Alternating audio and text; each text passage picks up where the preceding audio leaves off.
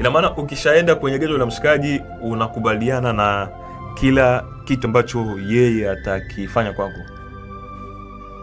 Kwa sababu ule ni utawala mwingine. Ndio maana ukitoka hapa ukienda Kenya unakuta ni utawala mwingine. Kwa hiyo ukishatoka nyumbani kwenu ama kwako, unaenda kwa mtu, means kwamba unaenda kwenye utawala mtu mwingine. Kila mtu ana maisha yake na vile anavyoendesha. Okay. Kwa hiyo ukishaingia pale, means kwamba kama yeye uaga kiingia ndani kwake anavua viatu, lazima na uvue viatu. I see.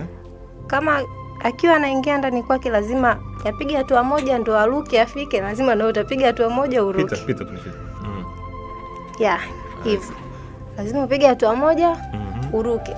Kwa hiyo chochote ambacho atakwambia. Then kingine tuseme kwamba umefika sawa, alafu unakataa kwamba mimi sitaki kufanya jambo fulani. Kumbuka umeshaingia ndani kwa watu na majirani wamekuona kwamba unaingia. Watu wakipiga kelele watasema hao wanajuana, maybe wameshindwana ndio maana wanaomba msaada.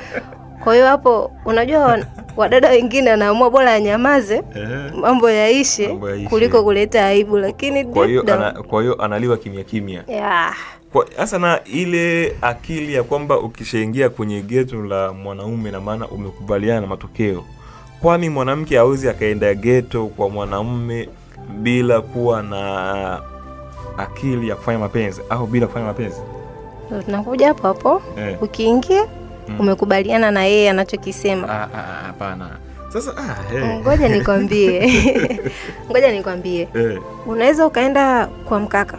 Ila yeye mindset yake haipo kwenye kukushika wala kukufanyaje. Okay. Na ukakaa naye the whole day ama mkalala wote pamoja, lakini sio kwamba mmegusana, mmelala tofauti. Ila the whole night, the whole day mko pamoja lakini hakufanyi chochote.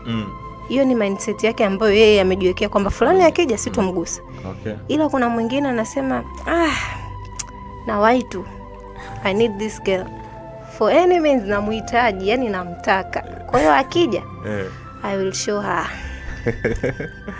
Akija nitamuonesha. I say.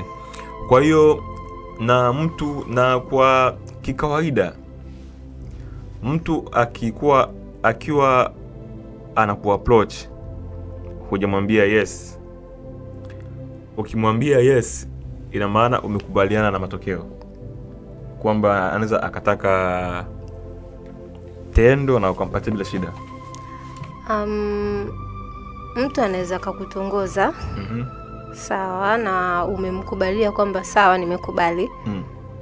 Lakini usiwe na masharti kwako wewe.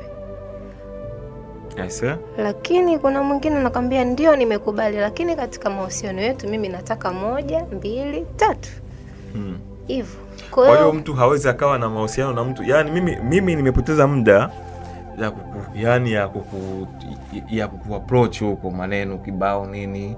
Pale kwenye wewe unakubali. Mimi kama mwanaume, pale kwenye wewe unanikubalia na kupenda pia na mimi tuwe wapenzi. Ina maana umekubaliana matokeo kwamba naweza nikakuita geto na ukaja tukasherehekea. Ni sawa hapo? Inategemea sasa umeongea vipi. Nakupenda pia. Nakupenda pia sawa, nakupenda but sio kwamba nakupenda kwamba I need your geto ama sasa unakuaje kwenye mahusiano na mtu? Najua wewe ni bikira, si sawa lakini una mahusiano. Au ninayo? Unayo. Sasa mtu anawezaje kukaa na wewe kwamba mimi na mtu wangu wakati hamkutana na wewe ni bikira na mna zaidi ya miezi 6 mko pamoja? Kwanza amewezaje? Au jamaa asimamishi?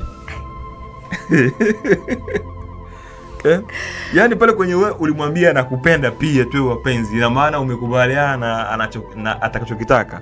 Swali je, au na yeye sio riski, niseme hivyo? Yani kwanza